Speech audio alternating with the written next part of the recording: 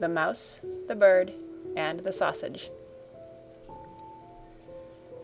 Once upon a time, a mouse, a bird, and a sausage entered into partnership and set up house together.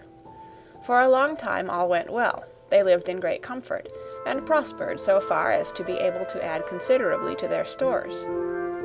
The bird's duty was to fly daily into the wood and bring in fuel. The mouse fetched the water, and the sausage saw to the cooking. When people are too well off, they always begin to long for something new, and so it came to pass that the bird, while out one day, met a fellow bird, to whom he boastfully expatiated on the excellence of his household arrangements. But the other bird sneered at him for being a poor simpleton who did all the hard work, while the other two stayed at home and had a good time of it.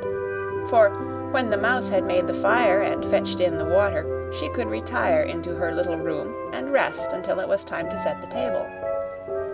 The sausage had only to watch the pot to see that the food was properly cooked, and when it was near dinner time, he just threw himself into the broth, or rolled in and out among the vegetables 3 or 4 times, and there they were, buttered and salted, and ready to be served.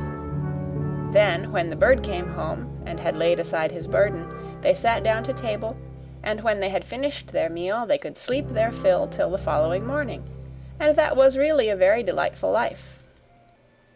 Influenced by those remarks, the bird next morning refused to bring in the wood, telling the others that he had been their servant long enough, and had been a fool into the bargain, and that it was now time to make a change, and to try some other way of arranging the work.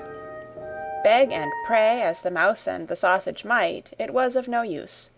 The bird remained master of the situation, and the venture had to be made. They therefore drew lots, and it fell to the sausage to bring in the wood, to the mouse to cook, and to the bird to fetch the water. And now what happened? The sausage started in search of wood, the bird made the fire, and the mouse put on the pot, and then these two waited till the sausage returned with the fuel for the following day. But the sausage remained so long away that they became uneasy, and the bird flew out to meet him. He had not flown far, however, when he came across a dog who, having met the sausage, had regarded him as his legitimate booty, and so seized and swallowed him.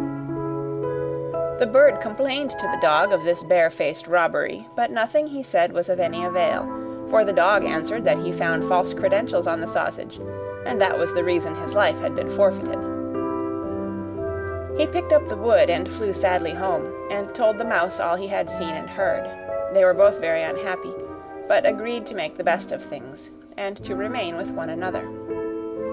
So now the bird set the table, and the mouse looked after the food, and, wishing to prepare it in the same way as the sausage, by rolling in and out among the vegetables to salt and butter them, she jumped into the pot, but she stopped short long before she reached the bottom, having already parted not only with her skin and hair, but also with life.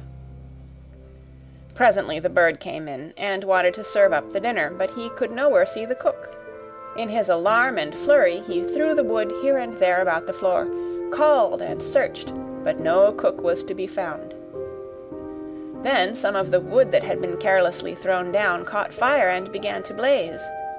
The bird hastened to fetch some water, but his pail fell into the well, and he after it, and as he was unable to recover himself, he was drowned. The end of The Mouse, the Bird, and the Sausage.